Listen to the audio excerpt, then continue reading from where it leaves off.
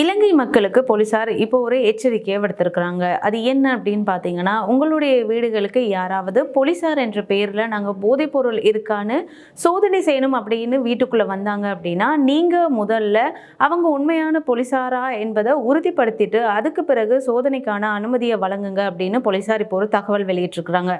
இதுக்கு ஒரு முக்கியமான காரணம் இருக்குது. என்ன அப்படின்னு பார்த்தீங்கன்னா, சமீபத்தில் கேகாலை பகுதியில் இருக்கக்கூடிய வீடொன்றுக்குள் போலி போலீசார், அதாவது போலீசார் என்ற பெயர் சில கொள்ளையர்கள் ஒரு வீட்டுக்குள்ள நுழைந்திருக்கிறாங்க.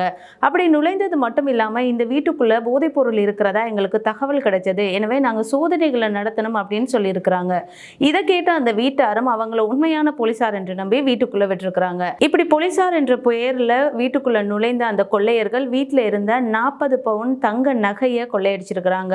அது மட்டும் இல்லாம 1,50,000 பணம், 2 தொலைபேசிகள் மற்றும் மோட்டார் சைக்கிள் ஒன்றையும் திருடி இருக்கிறாங்க. வீட்டுக்குள்ள இருந்த பொருட்கள் எல்லாத்தையும் திருடிய அவர்கள் வீட்டுக்கு வெளியில இருந்த மோட்டார் சைக்கிளையும் எடுத்துட்டு தப்பி ஓடி இருக்கிறாங்க. இதற்கமைய அந்த வீட்டார் போலீசாரிடம் முறைப்பாடு அளிச்சிருக்கிறாங்க. இந்த முறைப்பாட்டிற்கு அமைய கேகாலை குற்றப்புலனாய்வு பணியக அதிகாரிகள் 5 சந்தேக நபர்களை கைது செய்திருக்கிறாங்க. அது மட்டும் இல்லாம அந்த 5 சந்தேக நபர்களிடம் இருந்து குறித்த நகை மற்றும் பணம் எல்லாமே மீட்கப்பட்டிருக்கிறதாகவும் சொல்லப்படுது. இதன் அடிப்படையில தான் போலீசார் இப்ப என்ன சொல்லியிருக்காங்க அப்படின்னா, நீங்க இந்த மாதிரி உங்களுடைய வீட்டுக்கு யாராவது போலீசார் என்ற பெயர்ல வரும்போது மிக அவதானத்தோட செயற்படணும் அப்படின்னு ஒரு எச்சரிக்கையை விடுத்திருக்கிறாங்க.